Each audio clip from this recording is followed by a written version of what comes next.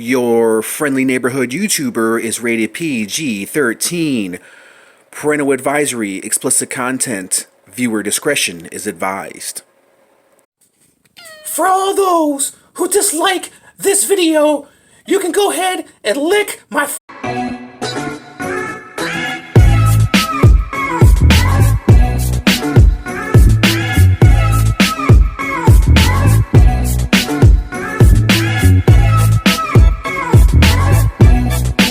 Hey, what's up everyone? It's your friendly neighborhood YouTuber, ladies and gentlemen, and here we are, guys, with another action figure review. Today we're going to take a look at Black Tom Cassidy.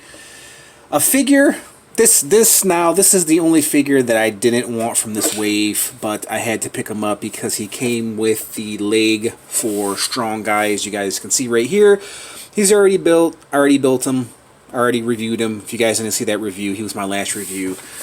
But I wanted to review this Strong Guy because it's been a while, man, since I've been searching for this wave. If you guys been watching my channel, I've slowly been building this Strong Guy right here. I'm pretty happy with the figure that came out to be. Here's Strong Guy, man. Not Strong Guy. Here is Black Tom. I have no idea about this figure, man, because he looks just so generic. He looks like a magician and disciple of the devil all wrapped up into one. This is not the Black Tom that I know him to be. I know there's another version of Black Tom. I think there's a couple of I don't know if there's a couple of versions of Black Tom or not. But here's a little story on Black Tom. Let me raise my camera up just a little bit so you guys can see. Nefarious criminal with the power of concussive blast and plant morphology, Black Tom is a true threat. That's pretty much all you're going to get from Black Tom. But yeah, I do remember him, like, in a comic book, he was like blending in with the trees, and he was like morphing and with the trees and the roots, and his skin was kind of like root-like, and you can see the roots and veins connected to his veins in his arms. It was a really, really interesting picture. Can't really recall the storyline. So the only figure that I have yet to review is Shiklah right here, which should probably be my next review. This guy, there's just nothing to him. He's pretty generic, man. This is a figure that I really didn't care to get. He's just kind of all in black and red. I mean, just look at the comparison, dude. Just look at the comparison with this Wolverine and this Black Tom. One is realistic, the other is a cartoon character. Alright, so let's just go, let's make this quick and painless. So Black Tom, boom, boom, boom, boom, boom, boom, boom, boom, boom. Just typical Marvel Legends articulation, nothing really spectacular. Red boots, gloves, he kind of looks like he's going fencing and he wants to place a voodoo spell on you all at once. There's the boots for Black Tom. The gloves aren't done nicely, but just kind of a generic action figure, man. He does come with this cane right here. Skull. Cane. Right there. Rubberized. Nothing much to it. Not even, they didn't bother putting that much detail into the cane. You know, I feel like they could have done so much more with this figure, man, because Black Tom is an awesome character in the comic books. And to give him this, like, the simple, simplistic look, just not really digging it, man. Just not really digging it at all. I mean, compared to with all the other figures that you see behind you, here's Age of Apocalypse. I mean, even if you look at Age of Apocalypse, he's done very simplistic, but it works because he's Apocalypse. You know what I mean? Thing, also another very simplistic figure, but they do an amazing job. The sculpt work, the paint work for this thing right here. They do an amazing job. Strong Guy, basic paint work, but it works. You know what I mean? It works. The silver, the blue, the yellow, the head sculpt, the glasses, the tiny feet, the short stumpy legs. It works for Strong Guy. You know what I mean?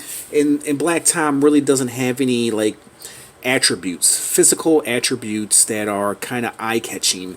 I mean, even if you look at Spider-Man, I mean, if you look at all these Marvel Legends, they're pretty much generic, but because, you know, we've seen them in comic books and we grew up on them, you know, and we're used to it. You know what I mean? We're used to these generic action figures, man, but they're so cool and they're so iconic that you really don't pay much attention to it, but it's done in a very, very brilliant way.